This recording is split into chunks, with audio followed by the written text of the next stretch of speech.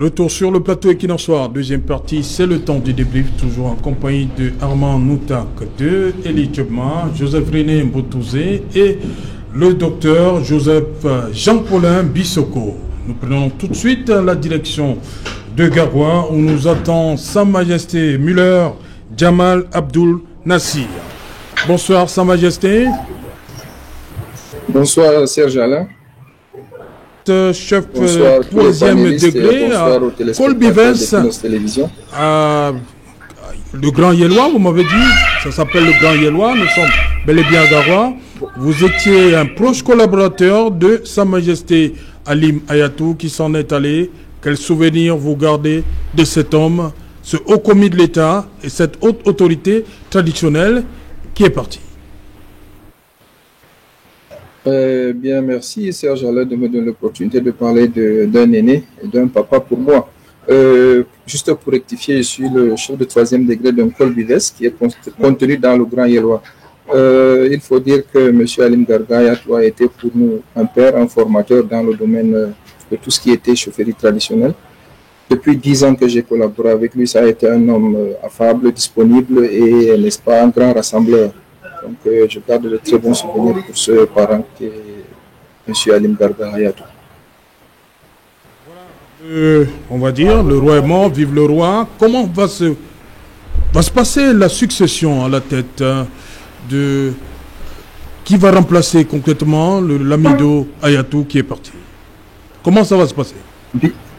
Bien, tout cela est encadré par, naturellement, des textes juridiques. On va se référer pour la circonstance, n'est-ce pas, au décret 77/245 du 15 juillet 1977, en son article 10, qui, n'est-ce pas, va déclarer la vacance et sans délai l'autorité administrative. Pour la circonstance, ce sera monsieur le préfet, qui va sans délai, n'est-ce pas, faire les consultations coutumières d'usage auprès de notabilités de la chefferie traditionnelle, donc du Lamida de Garoua, pour désigner le nouveau chef. Et naturellement, il faut le dire, les candidats ne seront que pris dans la lignée de la famille royale. Donc, c'est ainsi que va se passer la succession de M. Halim Garga Hayatou.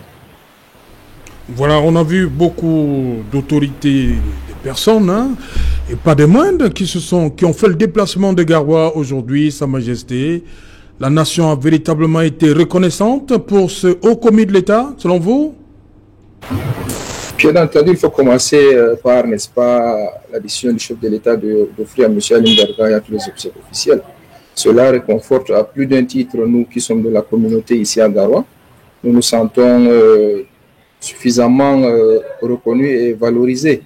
Et la présence, n'est-ce pas, de toutes les autorités qui nous ont accompagnés dans nos pleurs et puis tellement affligés que nous étions, nous a également réconfortés. Vous savez, Garoua est une ville historique, donc on ne peut qu'être rassuré quand on voit toutes ces autorités auprès de nous en des circonstances pareilles. Voilà, Sa Majesté Muller, rapidement, vous nous dites ce nom qui nous intrigue un peu, nous qui sommes de ce côté. Colbives, c'est quoi? Voilà, dites-nous. Vous êtes le chef du troisième degré, chef de Colbives. Colbives, oui, Colbives, en bétis, ça signifie tout simplement la colline des eaux. Juste pour rentrer dans l'historique, je suis le petit-fils de monsieur qui vient de l'Est, à 17 km d'Abomban. C'est lui qui donna ce nom, n'est-ce pas, à cette chefferie-là.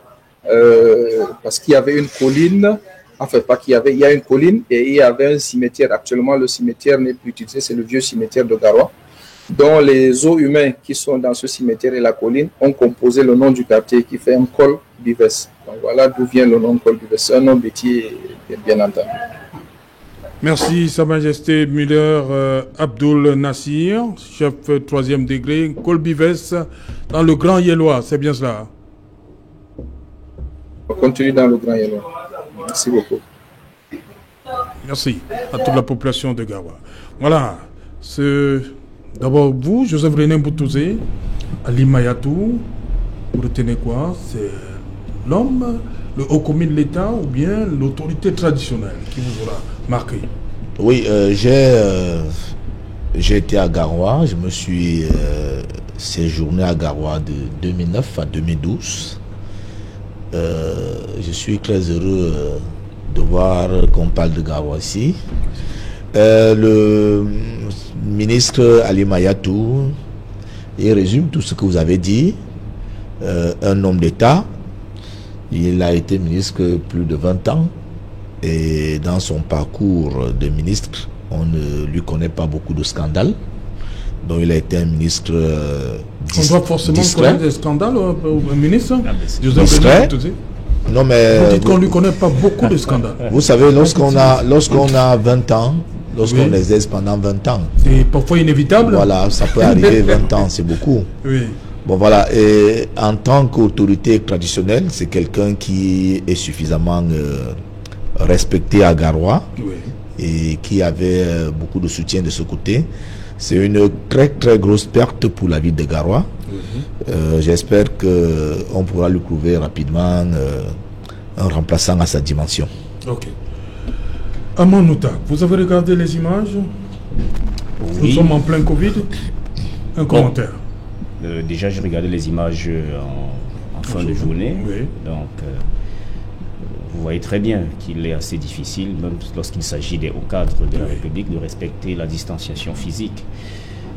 Parlant de Sa Majesté Ali Mayatou, moi je vais retenir beaucoup plus sa casquette de chef traditionnel, parce que je fais partie de ceux qui pensent que la tradition a encore sa place en Afrique en général et au Cameroun en particulier. Et je fais aussi partie de ceux qui aimeraient que d'ici quelques années, la politique reste l'affaire des politiciens, voilà, et la tradition. J'allais justement vous amener sur ce sens. Et quand ces autorités vont dans le champ politique, bien évidemment, nous avons toujours, moi personnellement, j'ai toujours condamné cela. Oui. Parce que, voyez-vous, le chef de l'Amido, tel qu'il était, est le père de tous les enfants du village. En réalité, un chef traditionnel est le père de tous les enfants, y compris, en fait, qu'on soit du pouvoir, qu'on soit de l'opposition. Et lorsque vous avez déjà un chef qui est maire d'un parti politique, par exemple, lorsque vous avez un chef qui est ministre, lorsque vous avez un chef traditionnel qui a un parti pris, vous voyez très bien que ça devient difficile. Et c'est la raison pour laquelle, en Afrique, par exemple, lorsqu'un chef quitte la scène, je vous l'ai dit, en réalité, ses œuvres devraient faire l'unanimité. Parce que il doit être neutre pour pouvoir conduire tous ses enfants, qu'ils soient de l'opposition ou du parti au pouvoir. Et vous allez constater que depuis 1982, et peut-être un peu avant, avec l'entrée en scène, sur la scène politique des chefs traditionnels, on a du mal à rendre effectivement hommage à nos différents chefs traditionnels lorsqu'ils quittent la scène, parce que la frontière entre l'homme politique et l'homme traditionnel n'est plus perceptible. Et dans mon village aussi en particulier, j'ai vu des combats entre des enfants du village qui sont de l'opposition et le chef qui parfois est du parti au pouvoir. Donc, je salue la mémoire de Sa Majesté Ali Mayatou. Et je formule le vœu de ce que d'ici quelques années, les autorités traditionnelles puissent se concentrer pour préserver nos traditions, puissent se concentrer pour encadrer tous les enfants du village, afin que ceux qui sont de l'opposition, ceux qui sont du pouvoir, puissent se retrouver sous l'arbre à palabre chaque fois, que le chef, en réalité, demeure le père de toute la famille du village, pour que chaque fois on se retrouve sous l'arbre, sans dire tel et de tel parti politique, tel et de tel parti politique. Vous voyez, lorsqu'un chef a déjà une casquette politique, lorsque vous allez tendre le micro, c'est bien beau, on a vu les images, mais lorsque vous allez tendre le micro aux populations du Lamida de Garoua, il n'y aura pas d'unanimité, vous comprenez? Alors que la disparition des chefs traditionnels, en réalité, crée, je vous l'ai dit, les enfants sont unanimes, devraient être unanimes, les enfants du village, sur les œuvres du chef traditionnel en question. Donc, je formule, pour finir, ce vœu-là, que d'ici quelques années, nous puissions faire la part des choses entre la chefferie traditionnelle et la politique. Voilà, pour le docteur Jean-Paulin Bissoko, vous avez vu, vous avez également regardé ces images, les populations venues très nombreuses pour rendre hommage à leur chef disparu, en plein Covid. évidemment, déjà, mes sincères condoléances à la famille éprouvée. C'est toujours une personne humaine qui quitte cette terre, que son âme soit bien reçue là, aux cieux, en fait. Mais comme je disais, on a un problème de société. Vraiment, on a un problème de société et j'ai de la peine, j'ai des doutes. Et je me demande qu'est-ce qu'on peut faire. Le minimum des masques, le minimum la distance. Même dans ce cas, la distance est vraiment... Il n'y en avait pas du tout. Il n'y en avait pas. C'était des obsèques officielles. Et bon, décrétées par le président de la République. J'ai comme l'impression que dans ce cas, les traditions, les us et coutumes vont au-delà de la règle élémentaire d'hygiène qui devrait être en ce moment primaire à la situation que nous vivons. Que faire? C'est le Cameroun. Voilà. Elie Tchobman, vous connaissez bien la région, j'ai voulu terminer avec vous. Vous avez eu à rencontrer le Lamido? Je dois dire que le Lamido du Garoua, j'admire sa grande discrétion et le commis d'État qu'il était. Toutefois, je vais revenir sur cette relation entre la chefferie et la politique. Je crois que dans notre pays, il faudrait, comme il a dit tout à l'heure, qu'on pense d'ici quelques années à savoir que la monarchie doit cohabiter avec la démocratie, mais ne doit pas se mélanger. Peut-être je peux me tromper, mais je vois qu'en Angleterre, il y a une famille royale qui garde les valeurs de la culture anglaise, qui reste attachée, et nous nous déplaçons tous les jours pour aller voir cette culture anglaise. J'ai pas de souvenir, ou je ne crois pas qu'il y ait membre de la famille royale en Angleterre qui soit mêlé à la politique. Alors, comment s'est-il passé que chez nous, avec la colonisation, on a transformé toutes nos valeurs culturelles en une réalité politique? Et comme il le disait tout à l'heure, avec tout le respect qu'on peut donner à un monarque, il devient difficile de lui rendre la même politesse dès qu'il devient homme politique. À partir de ce moment-là, il convient pour les hommes politiques qui sont en train de bagarrer pour la nouvelle, je ne sais pas comment vous appelez ça, le code électoral et autres, il va falloir que même dans la plus grande loi au Cameroun, c'est quoi encore? La Constitution. On puisse imposer que dans la Constitution, nos valeurs culturelles et qui gardent notre patrimoine culturel, que ceux qui sont les garants de cela ne soient jamais mêlés à la politique. Qu'ils soient des monarques respectés tout en étant dans un pays démocratique. Et j'ai pris l'exemple de l'Angleterre tout à l'heure pour faire allusion de ce que c'est un grand pays très respecté par ses valeurs culturelles, mais pourtant les deux vivent en même temps. On peut bien le faire chez nous aussi. Voilà, Joseph René Mboutouzé, on a vu les images. Obsèques officielles, le président de la République a signé hier 2 décrets. Obsèques officielles en l'honneur de M. Pascal Moncam. Obsèques officielles en l'honneur de M. Halim Hayatou. On a vu la population là-bas. Et aujourd'hui, on nous dit qu'il faut limiter les rassemblements. Ça devient de plus en plus compliqué, cette affaire. Oui, ça sera difficile, très difficile même de limiter les rassemblements. Parce que les Camerounais aiment les rassemblements. Les Camerounais aiment les rassemblements? Oui, les Camerounais aiment se rassembler. Ça sera extrêmement difficile. Vous voyez, il y a eu la première phase du Covid qui est arrivée. Après, on a eu le sentiment qu'il y avait une accalmie. Oui. Maintenant, la population a repris ses vieilles habitudes. Maintenant, revenir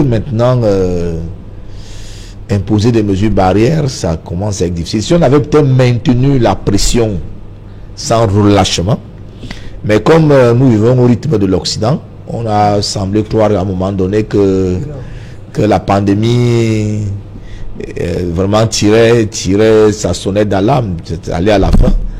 Mais nous aussi. Dit qu'on vit au rythme. Nous aussi. Est-ce que c'est faux? Non, mais moi je. Oui, permettez. Oui, on a et puis nous aussi on a relâché un peu.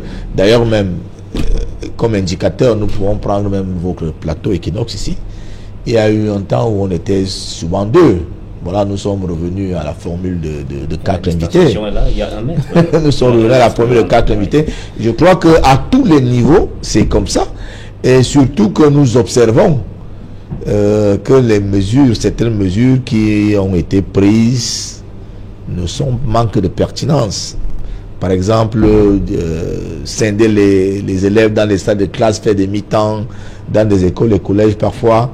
Lorsque je traverse un lycée à la sortie et que je vois tous ces élèves qui sortent en masse, je me demande est-ce qu'on avait vraiment besoin de faire la mi-temps. Donc, je pense que tant que nous n'atteignons pas le niveau de dangerosité que cette maladie a créé en Occident, où on avait des milliers de personnes qui mouraient par jour, heureusement que nous, on n'atteindra jamais ça ici en Afrique. Si on n'en arrive pas à ce niveau, il sera très difficile de demander aux Africains de ne pas se rassembler. Et moi, je pense que si nous sommes à moins de 40 000 morts, c'est combien de morts? On est à 390. Si nous sommes à moins de 40 000 contaminés, 59. Nous sommes à combien? 59 000. 59 000 contaminés. Il y a dans certains pays comme en Italie où tout ça c'était en une seule journée. Hein. Je crois que quand le Covid a commencé à baisser un peu en Italie, en France, partout, c'est là où on avait les 400 morts qui au Cameroun depuis 2020. Vous voyez, lorsqu'on réfléchit à tout ça, les gens ont toujours tendance à relativiser. Et je pense que les Camerounais sont en train de vouloir s'adapter dans une vie avec le Covid où ça sera du chacun pour soi. Chacun va faire attention pour que le malheur n'arrive pas de son côté. Mais moi je suis pour chuter Serge Alain. Moi je suis d'accord pour que qu'on vaccine les populations du monde et qu'on vaccine même les populations du Cameroun. On a été vacciné depuis l'enfance. Moi je suis un scientiste, je crois à la toute puissance de la science. Je pense que s'il y a un vaccin qui peut limiter les dégâts, moi je serais totalement d'accord avec la vision du gouvernement et la vision du ministère de la Santé pour qu'un vaccin puisse arriver au Cameroun pour protéger les populations camerounaises. Jean-Paulin, docteur Bissoko, vous n'étiez pas d'accord avec Joseph René qui disait que nous vivons au rythme de l'Occident. On a parlé première vague, on a suivi, deuxième vague, on est en train de suivre, vaccin, on est en train de suivre aussi. Non, moi ce que je voudrais dire, c'est que on ne vit pas tellement au rythme on vit au rythme de l'Occident quand ça nous convient. On regarde quand ça nous convient, on suit. Mais quand il faut suivre des règles strictes, on ne suit plus l'Occident. Moi, ce que je dis, la situation est différente. Hein. Et je reviens sur ça. Au Cameroun et en Afrique en général, il n'y a rien qui suscite la peur comme en Europe. En Europe, on a 400 morts par jour. Et je vous assure, quand vous sortez dans une ville, vous trouvez des ambulances qui circulent tout le jour, vous allez réfléchir. Malheureusement, je ne sais pas si je veux dire malheureusement ou heureusement, ce n'est pas le cas au Cameroun. Je ne dis pas qu'il n'y a pas de morts. Je suis convaincu qu'il y a aussi des morts de Covid, mais pas autant qu'en Europe. Et comme je dis, qui sont ceux qui meurent en Europe? C'est des personnes vulnérables, c'est des personnes âgées. Cette souche de personnes qui meurent n'est pas au Cameroun. C'est-à-dire que l'espérance de vie au Cameroun, je ne sais pas, elle sera de... Elle est de 50 ans 50 et elle chute chaque année. Vous comprenez? Chez nous, l'espérance de vie est de 70 ans. Donc, vous comprenez, il faut la peur, il faut quelque chose qui va booster le peuple camerounais à prendre conscience de la situation. Malheureusement, il n'y en a pas. Ok. Vraiment, on attaque de cette situation. Commissaire. Voilà. le 10 avril, on a dit, à Bakassa. Oui, les Camerounais vont comme Garoua, comme on a vu. Pascal Moncam n'était pas n'importe qui. Donc, c'est normal que... c'est clair que les Camerounais vont se masser de ce côté-là. C'était un homme connu, c'était un homme d'affaires à succès, tout comme Sa Majesté Ali Mayatou. Donc, je reste convaincu, comme dès le départ, que la note du gouverneur est une chimère. Elle ne sera pas appliquée, elle ne peut pas être appliquée. Il faudrait qu'on soit clair. Et je vous ai dit ici que dès lundi, je vais retrouver mes élèves avec les mêmes effectifs. Je vais retrouver mes 63 élèves de terminale, mes 70 ou 75 de troisième, je crois, et mes 80 de première. Donc, je ne vois pas comment est-ce que et il n'y a pas de distanciation. C'est-à-dire, les élèves sont là, comme ça. Peut-être... vous voyez, nous sommes dans un pays où des gens font le malin. Vous voyez, lorsqu'un délégué régional veut descendre sur le terrain, il annonce. Et la veille, on exige des cache-nez aux enfants. Vous voyez cette comédie qui... Vous vous demandez, mais finalement, à quoi est-ce qu'on joue dans ce pays? Et on impose des cache-nez aux enseignants. Et tout le monde fait l'effort de venir ce jour-là avec son cache-nez. Et personne ne fait des descentes inopinées pour essayer, n'est-ce pas, de voir comment ça se passe en l'absence de l'autorité. Ou bien, lorsque vous annoncez aux éducateurs et aux élèves que vous allez faire une tournée dans les établissements scolaires, ben c'est normal que lorsque l'autorité arrive, qu'on mette des cache-nez. Et souvenez-vous, au début de cette crise sanitaire, les Camerounais ne mettaient pas des cache-nez parce qu'on avait peur de la maladie. On avait peur des policiers parce qu'on leur avait fait comprendre que, je crois que c'est le ministre de la décentralisation qui avait même fait une note et il s'est rattrapé rapidement parce qu'il a compris que exiger 2000 francs de pénalité à un Camerounais qui n'a pas de masque, c'était une crise sociale qui pouvait faire même tomber le régime, parce que les gars mettent ce cache-nez-là, ce masque-là, parce qu'on a peur de l'autorité. Donc, de toutes les façons, si vous dites au sorti de ce studio, à tel endroit il y a un contrôle de police ou un contrôle, ou bien à tel endroit on va contrôler les cache-nez, rassurez-vous, tous les Camerounais auront les cache-nez avant ce point de contrôle-là. Et après, on va enlever ça. Ça veut dire que nous sommes dans un pays où on joue une vaste comédie et on se dit, bon, on va peut-être s'en référer à la Providence et croire que peut-être... je ne suis pas superstitieux et crois que peut-être les ancêtres peut-être vont veiller sur nous, mais si on veut compter sur le gouvernement en place, si on veut compter sur la... Je vous ai dit, nous sommes un pays de la grande débrouillardise. Vous ne pouvez pas demander à quelqu'un qui va au contact des gens pour avoir son pain quotidien de ne pas le faire, c'est impossible. Vous ne pouvez pas demander, et j'avais vu la note du ministre des Transports, M. Ngalé, à l'époque, qui fixait le nombre de personnes à transporter dans les taxis, sans toutefois préciser s'il y a des mesures d'accompagnement. Alors, les taximans dans leur secteur ont rapidement augmenté les prix de transport pour essayer, n'est-ce pas, de compenser. Et comme à malin et demi, les fonctionnaires étant dans une situation précaire, les policiers sont entendus directement avec les transporteurs. C'est-à-dire que vous portez normalement, comme vous avez l'habitude de le faire, une fois au poste de police, vous glissez 1000 francs, 500, 2000 francs, et puis vous passez. Donc, ces mesures barrières-là, les Camerounais ne les respectent que parce qu'il y a peut-être l'autorité, il y a la peur du gendarme. Sinon que, vraiment, le Camerounais n'est pas prêt à suivre, n'est-ce pas, cette stratégie mise en place par ce gouvernement. 30 secondes, rapidement, on arrive au terme de l'émission. En fait, on arrive au terme de l'émission. Bonne mesure, le gouverneur a fait son travail, mais... Il a fait son travail parce qu'au moins ça nous interpelle. Oui. Mais en réalité, chaque fois qu'on parle du Covid, c'est un sujet très controversé. Et avec le Covid, je parle sous le contrôle du médecin, on a réussi à nous faire comprendre, à ne plus faire confiance même à nos médecins, parce qu'eux-mêmes ne sont plus capables de s'entendre. Ok. Merci Litchema, merci à vous Armand Noutakde. Merci. Voilà, d'être venu. Merci Joseph René Mboutouzé.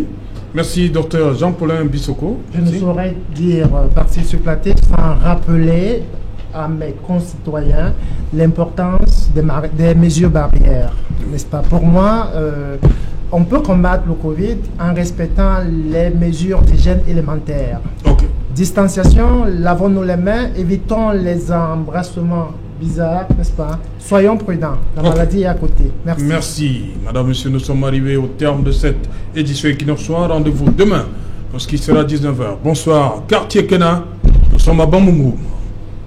Ils avaient déjà prévu qu'on devait...